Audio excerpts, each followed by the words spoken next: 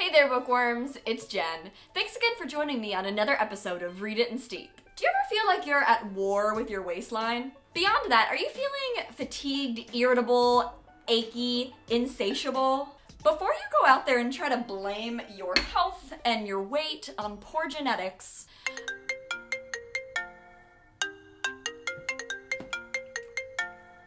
hello?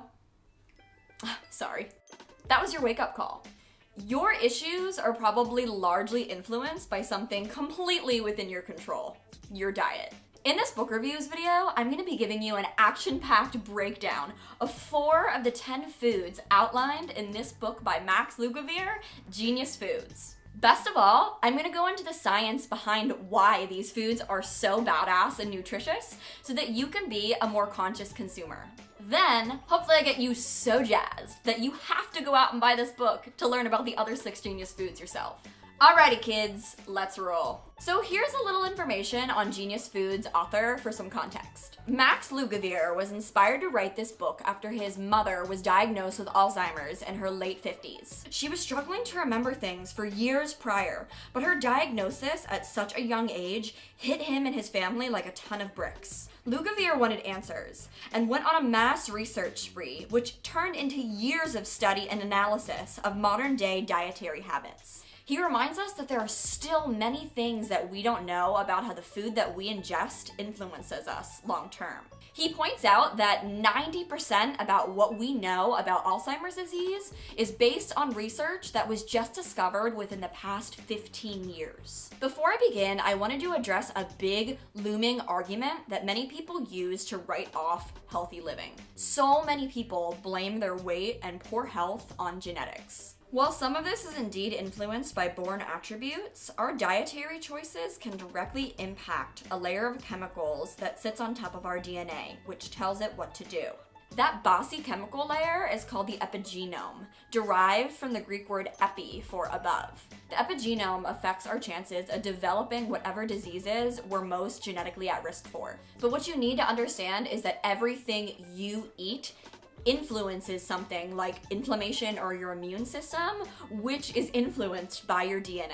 If you have something to say about this, go ahead and leave a comment. We could talk it out there. But for now, I'm going to focus directly on the main course, our genius foods.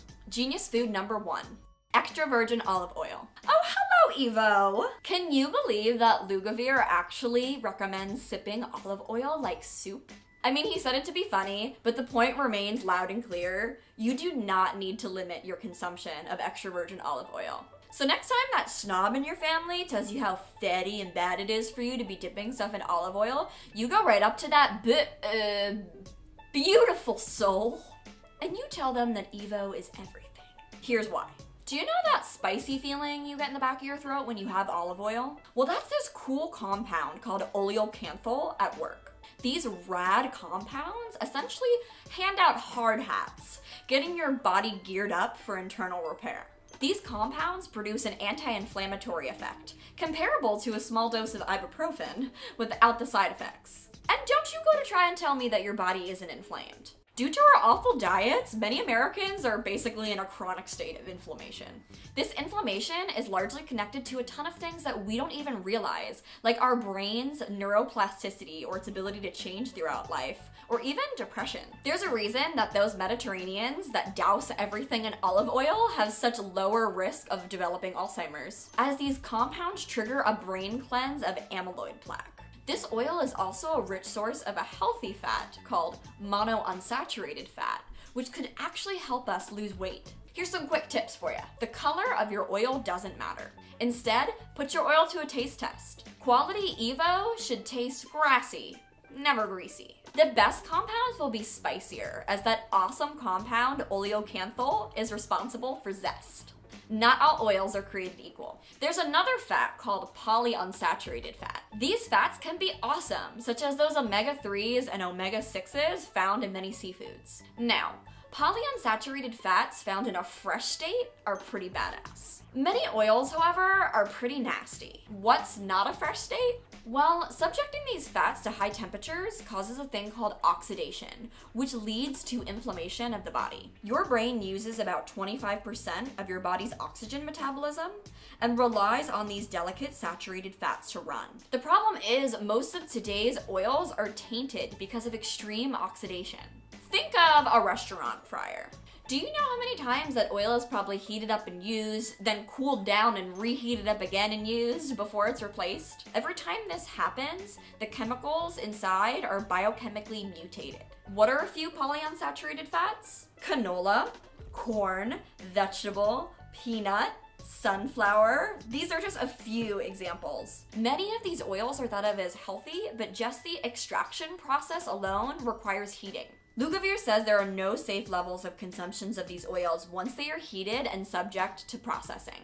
When packaged into modern foods like grain-based cookies, salad dressings, breakfast cereals, potato chips, bread, these mutated oils are along for the ride. According to Lugavere, these types of foods make up about 60% of the calories that we consume in the US. Plus, the mere processing of polyunsaturated fats creates another scary kind of fat.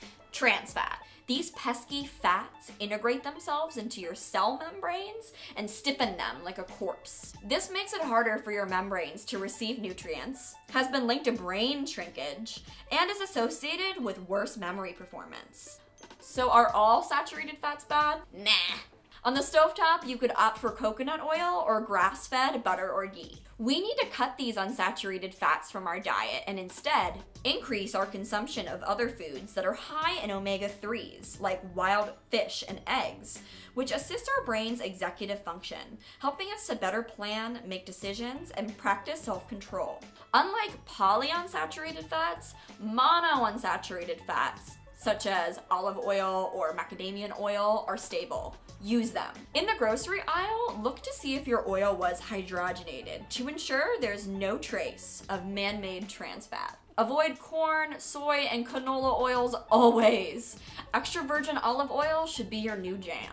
And next time you're out to eat, try to avoid foods that have been fried, or ask them what it was fried in and how recently that oil was changed. Genius food number 2. Avocados. Avocados are an incredible genius food to enhance and protect your brain, which uses a lot of fuel to keep itself running and in tip-top shape. Because your brain works so hard, it undergoes a lot of oxidative stress. We have 400 miles worth of microvascular system in our brain that needs care.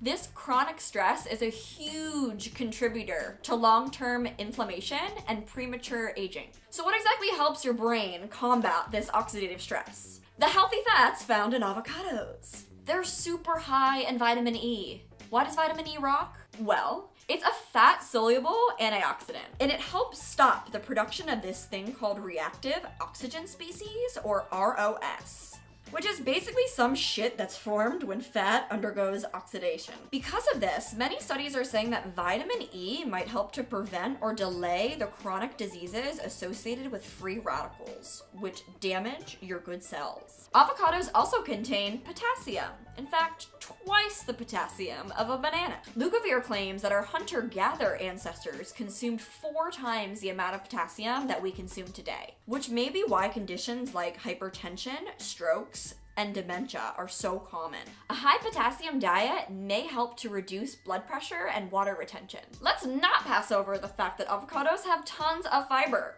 One avocado alone has 12 grams. Fiber does more than help you shit, kids. It helps you create a balance of some really good gut bacteria. We have 30 trillion little bacteria in our bodies. That's roughly the same number of cells that we have in our DNA. The weight of this bacteria alone weighs more than our brain, about 2 or 3 pounds of bacteria. In fact, the gut and the brain have a very close relationship. Our microbiome communicates with the brain through the vagus nerve, a direct line between the brain and the gut. So many scientists see a link between happy guts and happy moods. Back in the olden days, human diets were rich in fiber. Scientists estimate that we used to eat roughly 150 grams a day versus the 15 that we consume now. Prebiotic fiber is virtually stripped from our Western diets. Sorry kids, your fiber-filled cereal doesn't count because it is processed to shit. The fiber content in grains is insoluble fiber, which is not a prebiotic and is unable to be metabolized by your gut bacteria. Grains also provide lots of starch, which turns to pure glucose, aka sugar. The more fiber you consume from natural sources, like avocados, berries, spinach, the less inflammation you'll have. For this, down some fermented foods too, like yogurt, kimchi, and sauerkraut. Fun fact, fiber consumption determined healthy aging more than any other variable studied, according to Lugavere. Genius food number 3. Eggs. My dad always used to say that he was limiting the amount of eggs that he was eating every day for breakfast because he was trying to lower his cholesterol. This is something that a lot of people believe, but recent long-term studies have debunked this notion. There is basically no link between the cholesterol we eat and the level of our cholesterol in our blood, Lugavere tells us. That's because there's 2 types of cholesterol: dietary and cholesterol that your body produces on its own. It may come as a surprise to you, but your body naturally produces all the cholesterol it needs for healthy functioning. In fact, the average person creates the equivalent of almost 4 egg yolks worth of cholesterol on their own every day. And by eating less dietary cholesterol, we're actually sending a signal to our livers to produce more. For those with high cholesterol, dietary cholesterol has not and will never be your problem. It's the circulating cholesterol that's naturally made in your brain and your liver. When cholesterol forms in our livers, most of it gets shuttled through our bodies on these particles called low-density lipoprotein, or LDLs for short. They're carriers that help cholesterol dissolve into the blood. Your body needs to recycle these particles, but the process is often disrupted by sugar molecules and oxidation. Those with high cholesterol have a problem recycling these LDLs as the result of their shitty diet. Eggs are kind of legit. Think about this for a second, okay? All the shit that you'd find in an egg yolk is designed to help a chicken grow, so it has such a high nutritional profile. It contains every vitamin and mineral needed in the human body, including vitamin A, E, zinc, and more. Eggs boost your cognitive function and your cardiovascular health. They're a source of choline, lutein, and zeaxanthin, all this crazy stuff that helps with learning, memory, and neural processing. But, like we've discussed, all of the valuable fats and cholesterol found in egg yolks are affected by oxidation. So, while any type of egg is great, it's often best to enjoy your eggs a little soft and runny as opposed to dry and overcooked. For scrambling, make sure you use low heat and that your eggs are creamy. And when it comes to picking out the best eggs, always choose pasture-raised or organic. So there is a big difference between the two. Pasture-raised chickens forage on a natural-like habitat, consuming grass. Organic chickens can be fed organic feed, such as grain. What's free range then? This is a tricky one because many farmers will get away with releasing these chickens on bare dirt without a pasture in sight and feed them grains and still get away with being able to label it as free range. While any egg choice is great, try to choose grass-fed whenever possible. Eggs are just so cheap in general too that it's almost worth spending an extra $1 or $2 to make sure that they're the most nutritious egg that you could be eating and that the animals were treated humanely. Genius food number 4, broccoli. Broccoli. I am the broccoli and don't know why. Daddy daycare reference? Anyone? No? Broccoli is the bee's knees, in part because it is a strong dietary source for the compound sulforaphane. Here's how it works. There's 2 parts of a plant that when combined with an enzyme form a completely brand new spanking compound, sulforaphane in this case. This combination happens through the process of chewing. Sulforaphane is a genetic modulator, activating an antioxidant pathway called NRF2 that dramatically increases glutathione production. This pathway creates chemicals that clean up oxidation in the brain, meaning it's like an anti-inflammatory for your noggin. For this reason, this compound has been studied for its therapeutic and preventative benefits for Alzheimer's, Parkinson's, schizophrenia, and even depression. Here's the catch. This pathway is only activated when eating broccoli raw. The two compounds that come together to create sulforaphane are destroyed through high heat cooking. Broccoli is also a pretty rad form of fiber, at about 2.4 grams a cup. So we all know that fiber is great for helping you poop and for overall bowel health. It can also lower your risk of developing hemorrhoids or colon cancer. But while many processed foods like wheat try to market themselves as a great source for fiber, they contain a ton of starch, which is converted right into sugar. The fiber in grains is mainly an insoluble fiber, which is a prebiotic and not able to be metabolized by your gut bacteria. What's the benefit of prebiotic fiber? Try a more robust microbial gut profile and an enhanced immune system. Speaking of tummy stuff, there's a growing number of cardiologists that believe that heart disease actually originates in the gut, and that a high fiber diet can help reduce the cause. Flip on over to page 135 of Genius Foods to learn more. While insoluble fiber can help with bowel movements, soluble fiber can help you to lower your cholesterol and reduce your blood pressure. It's even linked to weight loss. Look up the scientific studies. I mean, I love Raisin Bran as much as the next gal, but it is nothing in comparison to the soluble fibers found in fresh veggies. Other cruciferous vegetables like cabbage, Brussels sprouts, arugula, and kale are also a great source of sulforaphane and fiber, so be sure to heap those generously on your dinner plate. So there you have it. That was 4 of Max Lugavere's 10 recommended Genius Foods. You're just gonna have to pick up his book to see what the others are. Genius Foods also talks about foods that you should avoid, such as starches, corn, and grains, because of how they convert into pure sugar. He's got all of these delightful details and more in his book. Thank you so much for watching this book reviews video of Genius Foods. If you found this video helpful or exciting in any way, please feel free to give it a thumbs up, leave me a comment, subscribe. It would be really rad too if you could leave me a comment with your favorite recipe that includes one of these 4 Genius Foods that I shared. Alrighty, well thanks again for tuning in for another episode of Read It and Steep. Till next time, bookworms.